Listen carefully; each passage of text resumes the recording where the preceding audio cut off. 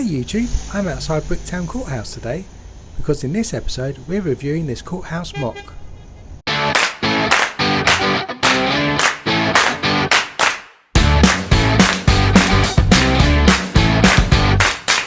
Hey guys, and welcome to Brick Talk TV.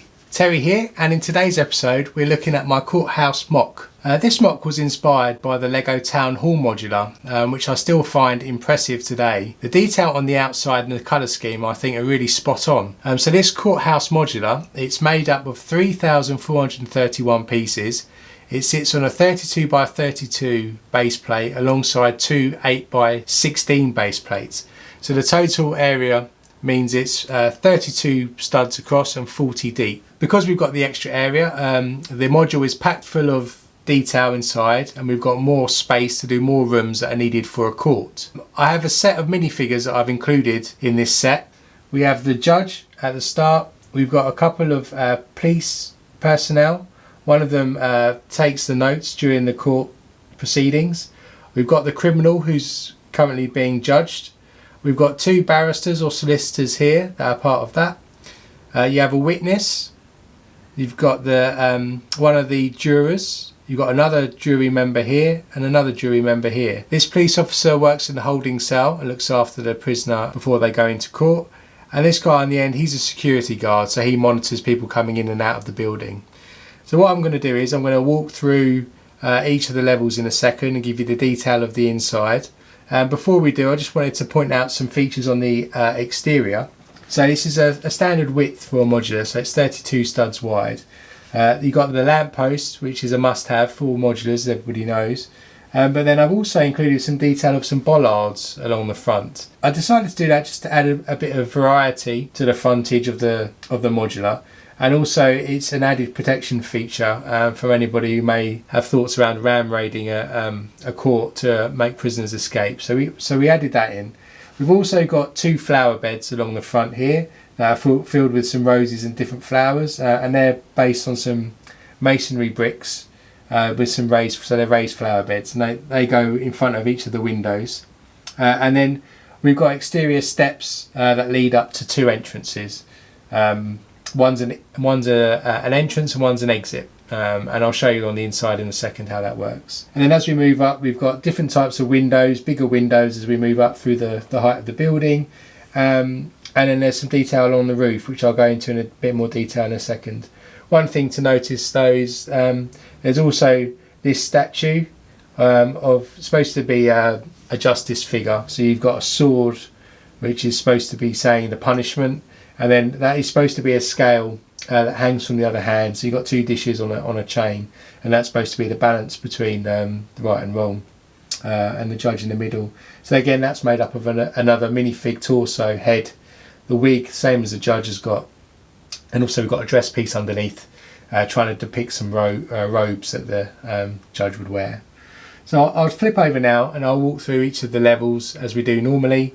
And I'll discuss the internal detail. So here we are on the internal detail of the ground floor. As I mentioned already, you've got two entrances. You've got one that's actually an entrance and one that's an exit with some raised steps. So this whole base is actually raised up on another set of plates, so it's not to the same level as the ground floor as the pavement out the front. So you walk up some steps. The first thing that you notice is that there's some barriers forcing people through a metal detector, and there's a bag detector there that goes alongside. The security guard is then positioned here to check anybody who comes in and out for weapons or anything that they shouldn't have. They've also got a desk that's just near the metal detector that has a wanted poster stuck on with a lamp. Then we have over this side, we've got a waiting area where people can wait for the court cases to come up and before they get visited. This back area here, this is actually where the jury waits to be chosen. So in the UK, you would normally have a holding area for jurors, and they're randomly assigned to different court cases. And so you have an area where they sort of sit, watch TV, read books, wait to be called up essentially. So that's kind of what this room is at the back. Then next door, we've actually got an area here that isn't connected at all to the main front. So it has a separate entrance around the back. And this is where the prisoners would come in to the court. So they can't access the public or get broken out because there's a wall that sits here. But what we've got here is as you come through the rear door, You've got another desk where a police officer would be working. They have a daily newsletter that's stuck on the desk with a lamp. And then we have a holding cell. It's got the prison door. Inside there you've got a bed with just a mattress on and a toilet so the prisoner can use it. And that's the holding cell that the prisoner would sit in until the court is ready to start. So that's where the prisoner sits. And then in addition there's a flight of stairs there. And this stairs is just for the prisoner, so it's not with anybody else. And this leads straight directly into the courtroom. So they'd walk up the steps and they'd go straight into the dock, ready to be tried in the trial. I've also added some CCTV bricks onto the wall here. So I've made these up of 1x1 bricks, 1x1 studs, and then sloping pieces, which give you a nice angle to give it the appearance of a CCTV camera. And you've got one here in the prison area, and you've got one here in the main lobby to keep an eye on everything. Here is a staircase at the front, and this is where anyone in the public can go up to start accessing the court. So once this waiting area, once people realise that the court is in session, they can walk up that step and go straight into the court through the lobby.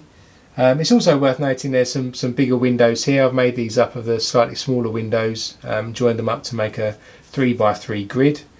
And then we've got this added detail here which it sticks out from the main building so that it covers it. And we've got this nice extra level of detail with a nice light that sits from the front. I've also tried to include some pillars which I've sort of taken again inspiration from the town hall. So you've got hints towards that kind of architecture. And then you've got some nice golden parts there just to hit it off. And so that's the ground floor. Now we'll take a look actually at the back before we move up to the second floor. And then just to try and maintain a level of detail again, this is the rear door where prisoners go in. There's a step up because we're on a raised platform. We've got some window boxes here. They're outside the windows for the holding area for the jurors. These were definitely inspired from the town hall, so I tried to recreate the way that that's built. So we've got some flowers and some curved window boxes there. And then this is where the holding cell is. So you've now got this, you've got the fence pieces here used as a grille for the window. And then we'll now talk about the second level where these two stairs in the prison and the main area lead up to. So let's flip over to the second level. So in this second level, this is where all the action happens, and the whole level here is taken up with the main courtroom. You have a lobby outside where the staircase for the public leads up, and you've got a black and white tiled area that then leads through to another staircase which is then used to access the next level, which we'll go through in a second. We've got some bigger windows on this level. So the idea here is trying to portray some sort of sash type windows on both sides to let more light into this hallway. And then we've got some added detail here using some Technic bricks to give it some texture here, so you get a feel for that. Then moving into the main courtroom, you've got two doors that access the main area. This is predominantly all in reddish brown because we're trying to depict some wood here. In terms of a typical courtroom scene would be lots of wooden banisters and things and fences. So what you've got here is on this side, which is just leading through from the doors, you've got the main juror box. This is where the jury can sit. So you've got a raised level, you've got two rows. The rear row is raised so the jurors can see quite clearly what's going on in the court. Then in front of them you've got two desks, one for each solicitor, one prosecution, one defence. There's a briefcase on each of those for the solicitor, along with a mug and some papers on each of the desks, which they can use and refer to. Behind the solicitors you then got the viewing gallery. So this is the public area where people can watch the trial going on, and it's fenced off with some banisters. Then as you move over to the right, depending on which way you're looking, maybe left, but on my right here, you've then got the entrance for the prisoner. So this is where the staircase leads up from the ground floor, flanked by banisters again so they can't run away or get out. Then in front of the banister you've got the person that makes the notes during the court hearing, so they're writing everything that's being said up, and there's like a little typewriter that's used to type all of this up in shorthand, and that's what's used there. So one of the police officers that I've depicted actually would sit there.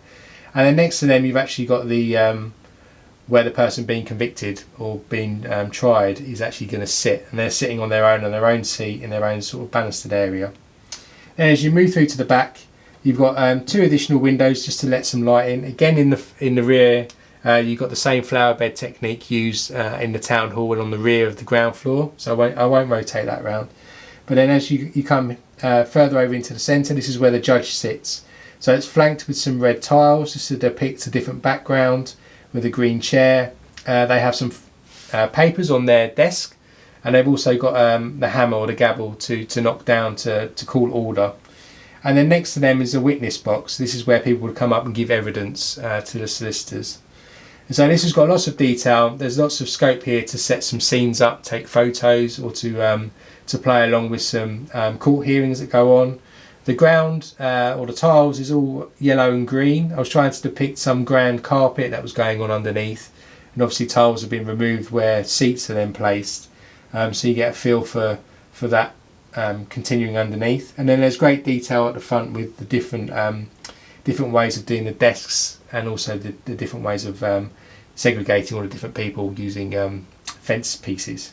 So that's the second level. We'll now talk about where this second staircase leads up here, and we'll have a look at the third and final floor. So this is the third level, and this is where there's a hole here where the staircase leads up from the last level, and this opens out to a lobby that's full of black and white tiles, trying to give a sense of grandeur again of a bit of a sterile environment. You've got 2 massive windows at the front. Again, these are based on sash windows, so they're letting the light in as well. And there's some architectural detail that sits around the top. I've already mentioned about the statue that sits out the front as well. Internally, we've got a secretary desk, because this main part at the front leads through to the judge's office. So this is where the judge unwinds when they're not in court. You've got a grand desk that has a little lamp, a telephone and some papers. Behind them sits a bookcase that's got lots of books on, which they can use for reference purposes for all their legal matters. And then he's also got a couch that sits in front, so you've got sort of a green leather appearance of a couch. So if everything's getting too stressful for him, he can relax on the couch. And so that's where the judge lives when he's not in the court. Then at the rear, this is actually the room, the deliberation rooms. This is where the jury retires to once they're deliberating what their decision is around the person that's been convicted.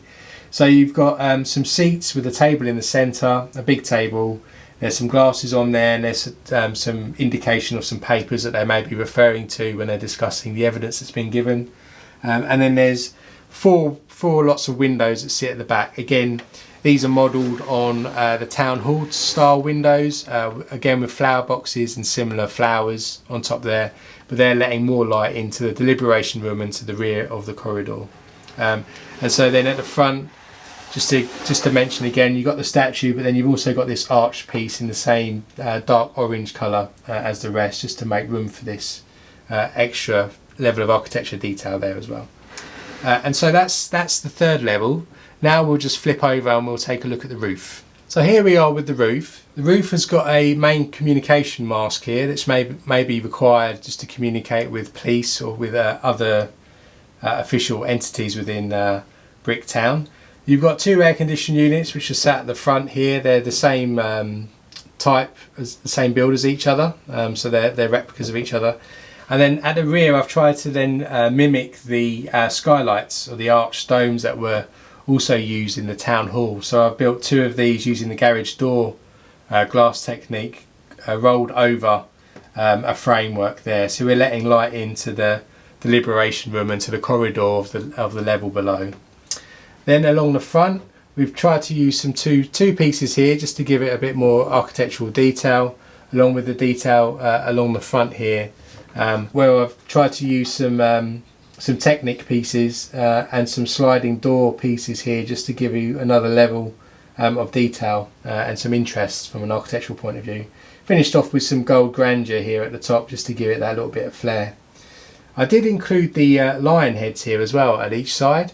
Ideally, I really wanted these in white to sort of fit in with the rest, but unfortunately they don't manufacture them, or when I was building it, they don't manufacture them in the colour white, which is a bit of a letdown to be honest. So I substitute them anyway for grey. If they do start producing them in white, maybe I'll substitute them out in the future.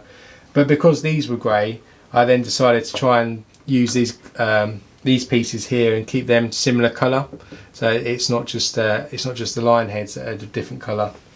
And then as you go around the back, you've then got tiled tops with some slopes just to set it off, still in white, to try and continue the theme of the colour of white and dark orange from the ground below. And then the rest of the roof is mainly just flat. In the middle you've just got the details of the air conditioning units and the skylights alongside the communication satellite. So that's the detail of the top. So I think this model looks great, situated in any cityscape, and I enjoyed designing and building it. The instructions for this modular can be found on rebrickable.com. I'll stick the link on the screen and in the video description below. If you found this review interesting, please hit the like button and do subscribe to future videos. Up and coming, I'll be covering some other modulars as well. It'd be great to hear your comments and to see if any of you out there have built the courthouse as well and purchased the instructions. Until next time, stay safe and I'll see you then.